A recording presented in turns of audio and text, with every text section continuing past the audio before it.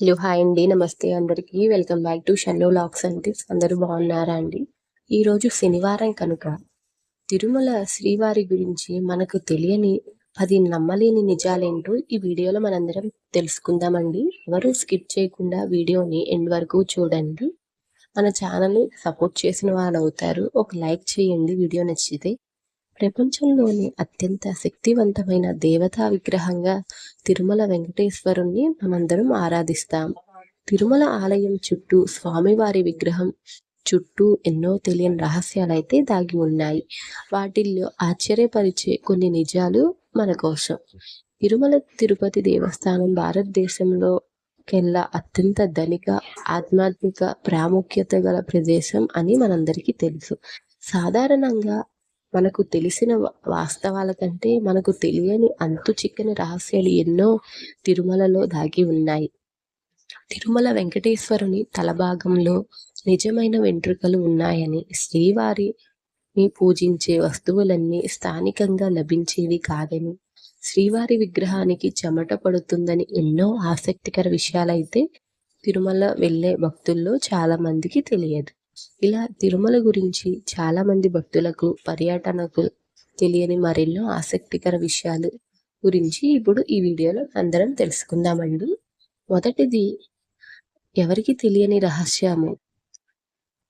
తిరుపతి బాలాజీ దేవాలయంలో ఆరాధనల కోసం ఉపయోగించే పువ్వులు, పాలు, వెన్న, పవిత్రమైన మూలికల ఆకులు తదితర ఎన్నో పదార్థాలను తిరుపతికి 22 కిలోమీటర్ల దూరంలో ఉన్న ఓ రహస్య గ్రామం నుంచి అయితే తీసుకువస్తారు. ఇక్కడ ఉండే గ్రామస్తులకు తప్ప ఈ చిన్న గ్రామం గురించి మరెవ్వరికీ తెలియకపోవటం విశేషం. ఇక్కడి ప్రజలు ఎంతో నియమనిష్టలతో ఉంటారు. గర్భగుడిలో పూజలకు ప్రకృతి నుంచి అవసరమయ్యే ప్రతి సామాగ్రిని ఇక్కడి నుంచే తీసుకువెళ్తారు. రెండవది, శ్రీవారి విగ్రహం గర్భగుడి మధ్యలో ఉండదు. తిరుమల గర్భగుడిలో శ్రీవారి విగ్రహం భక్తులకు గర్భగుడి మధ్యలో ఉన్నట్లయితే భక్తులకి కనిపిస్తుంది. అయితే నిజానికి శ్రీవారి విగ్రహం గర్భగుడి మధ్యలో ఉండదు. గర్భగుడికి కుడివైపు మూలలో శ్రీవారి విగ్రహం అయితే ఉంటుంది. సరిగ్గా గమనిస్తే ఇది మనకు స్పష్టంగా తెలుస్తుంది. మూడవది, శ్రీవారికి నిజమైన జుట్టు. వెంకటేశ్వర స్వామి వారి విగ్రహానికి పట్టు లాంటి మృదువైన చిక్కులు లేని నిజమైన జుట్టు అయితే కలిగి ఉంటుంది. దీని వెనుక ఒక ఆసక్తికరమైన కథ అయితే ఉన్నది. వెంకటేశ్వరుడు భూమిపై ఉన్న సమయంలో ఊహించని ప్రమాదంలో తన జుట్టులో కొంత భాగాన్ని అయితే కోల్పోతాడు.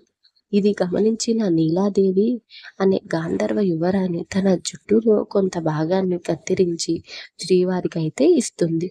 భక్తి సమర్పించిన తన తల నీలాలను స్వీకరించాలని కోరుకుంది. ఆమె భక్తికి మెచ్చిన వెంకటేశ్వరుడు ఎవరైతే తనను దర్శించేందుకు వచ్చి తలనీలాలు సమర్పిస్తారో వారికి సదా తను అనుగ్రహం ఉంటుందని వరమిస్తాడు. అప్పటి నుంచి తిరుమలకు వెళ్ళే భక్తులు తమ కోరికలు తీరక ముందు తిరిగి తరువాత స్వామివారికి తలనీలాలను సమర్పించడం ఆనవాతిగా మారింది. నాలుగవది, విగ్రహం వెనుక సముద్ర ఘోష.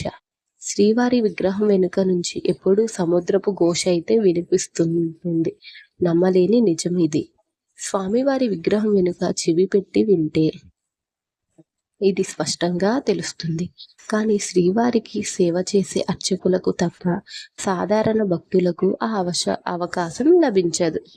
ఐదవది, కొండెక్కని దీపాలు. గర్భగుడిలోని శ్రీవారి విగ్రహం ముందుంచే మట్టి దీపాలు ఎప్పుడూ కొండెక్కవు. స్వామి దర్శనానికి వచ్చే భక్తుల యొక్క నిర్మలమైన హృదయానికి ఇవి ప్రతీకగా నిలుస్తుంటాయి. ఈ దీపాలను ఎప్పుడు ఎవరు వెలిగించారనే విషయాలు ఎవరికీ తెలియవు. కొన్ని వేల సంవత్సరాల నుంచి కొండెక్కకుండా వెలుగుతున్న ఈ దీపాలు ఇప్పటికీ స్వామివారి ఎదుట కనిపిస్తాయి. ఆరవది, నిజంగా దర్శనమిచ్చిన వెంకటేశ్వరుడు. చాలా కాల క్రితం 19వ శతాబ్దంలో దారుణమైన నేరాలకు పాల్పడిన 12 మంది ఈ ప్రాంతాన్ని పాలించిన రాజు మరణశిక్ష విధిస్తాడు. వారికి చనిపోయే వరకు ఉరి తీయాలని ఆదేశిస్తాడు. మరణానంతరం నేరగాళ్ల మృతదేహాలను తిరుమల దేవాలయం గోడలపై వేలాడదీస్తారు. అప్పుడు గర్భగుడిలో ఉన్న స్వామివారు నిజ రూపంలో కనిపించినట్లు చెబుతారు. 7వది విగ్రహం యొక్క రహస్యం. శ్రీవారి విగ్రహం ఎప్పుడూ తేమతో నిండి ఉంటుంది. పూజారులు ఎన్నిసార్లు దాన్ని పొడిగా చేద్దామని ప్రయత్నించినా విగ్రహం మళ్ళీ మళ్ళీ తడిగా మారటం అయితే ఇప్పటికీ ఆశ్చర్యంగా కలిగించే విషయం. 8వది గర్భగుడిలో పూజించిన పూలు వేర్పేడులో ప్రత్యేకం. తిరుమల వెంకటేశ్వరుణ్ణి నిత్యం అనేక పూలతో అయితే పూజిస్తుంటారు. వాటిని పూజారులు గర్భగుడిలో స్వామివారి విగ్రహం వెనుక ఉన్న జలపాతంలోకి వెనక్కి చూడకుండా వేస్తారు. ఆశ్చర్యకరంగా ఆ పూలు తిరుపతికి 20 కిలోమీటర్ల దూరంలో ఉన్న వేర్పేడు శ్రీకాళహస్తికి వెళ్లే దారిలో అయితే కనిపిస్తాయి. 9వది రసాయనాలకు చెక్కు చెదరని విగ్రహం. ముడి కర్పూరం లేదా పచ్చ కర్పూరంను ఏదైనా రాతికి పూస్తే ఆ రాయి అతి కొద్ది కాలంలోనే పగుళ్లకు గురై విచ్ఛిన్నమవుతుందనేది శాస్త్రీయంగా నిరూపితమైనది నిజం. కానీ శ్రీవారి విగ్రహానికి నిత్యం పచ్చకర్పూరం రాస్తున్న ఏమాత్రం చెక్కు చెదరకపోవడం అనేది ఆశ్చర్యకరం. దీన్ని బట్టి శ్రీవారి విగ్రహం భూమిపై ఎక్కడా లేని అరుదైన రాతితో ఏర్పడినట్లు భావిస్తున్నాము. 10వది శ్రీవారికి చెమటలు. తిరుమల శ్రీవారి విగ్రహం రాతితో మలచబడినదే అయితే ఎప్పుడు సజీవమైన జీవకళతో కనిపించడం విశేషం. స్వామివారి విగ్రహం ఎప్పుడు 110 డిగ్రీల ఫారిన్ హీట్తో వేడిగా ఉంటుంది. సముద్ర మట్టానికి 3000 అడుగుల ఎత్తులో అయితే ఉండటం వలన తిరుమల పరిసరాలన్నీ చల్లగా ఉంటాయి.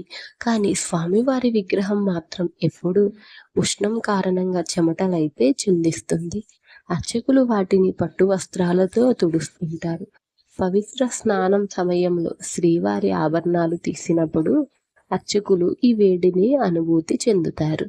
ఈరోజు మనం శ్రీవారి వెంకటేశ్వర స్వామి వారి గురించి తెలియని విషయాలైతే తెలుసుకున్నాం కదండి. ఈ వీడియో కనుక మీకు నచ్చినట్లయితే ఒక లైక్ చేయండి. మన ఛానల్ని ఎంతో సపోర్ట్ చేసిన వారు అవుతారు. ఎవరైనా ఫస్ట్ టైం మన ఛానల్ని చూస్తున్నట్లయితే షన్ను వ్లాగ్స్ అండ్ టిప్స్ అనే ఛానల్ని సబ్స్క్రైబ్ చేసుకోండి. Thank you for watching. నమస్తే.